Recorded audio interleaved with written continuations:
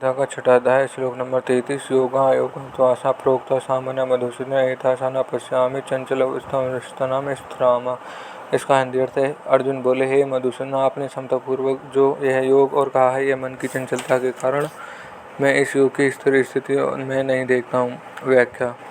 खास बात बताई कि सांसारिक पदार्थों की प्राप्ति या प्राप्ति को लेकर चिंता में समता रहनी चाहिए। इस समता से मनुष्य का कल्याण होता है। अर्जुन पापों से डरते थे, उनके लिए भगवान ने कहा कि जय पराजय, लाभ हानि और सुख दुख को समान समझकर तुम युद्ध करो, फिर तुम्हारे को पाप नहीं लगेगा। जैसे दुनिया में बहुत से पाप होते रहते हैं, वे पाप नहीं हमें लगते, क्योंकि उन पापों में हमारी विषम बुद्धि नहीं होती, फिर तो समबुद्धि रहती है। ऐसे ही समबुद्धि पूर्वक सांसारिक काम करने में कर्मों में बंधन नहीं होता। इसी भाव से भगवान ने इस अध्याय के आरंभ में कहा है कि जो कर्म फल का आश्रय न लेकर कर्तव्य कर्म करता है, वही सन्यासी योगी है। इसी कर्म फल त्याग की सिद्धि से भगवान ने समता बताई। इस समता की प्राप्ति के लिए भगवान ने 10वें श्लोक में 32वें श्लोक तक ध्यान योग का वर्णन किया। इसी ध्यान योग का वर्णन का लक्ष्य करके अर्जुन यहाँ अपनी मान्यता प्रकट कर रहे हैं। यहाँ अर्जुन जो अपनी मान्यता बताई, वहाँ पूर्व श्लोक से लेकर फिर तो ध्यान के साधन को लेकर कारण है कि 32वां श्लोक ध्यान योग का द्वारा पुरुष का है और सिद्ध पुरुषों की समता सहित होती है। इसलिए यहाँ 6 पद से इस प्रकरण से पहले कहे हुए योग का संकेत है और अयम पद से 10वें श्लोक में 28वें श्लोक तक कहे हुए ध्यान योग का साधन का संकेत है। इन पदों से अर्जुन का यह आशय मालूम होता है कि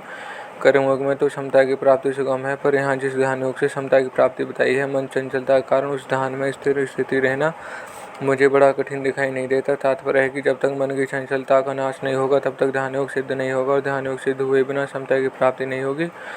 संबंध जिस चंचलता के कारण अर्जुन और मन की दृढ़ स्थिति नहीं देखते, उस चंचलता का आगे के श्लोक में उदाहरण सहित स्पष्ट वर्णन करते हैं और यह श्लोक समाप्त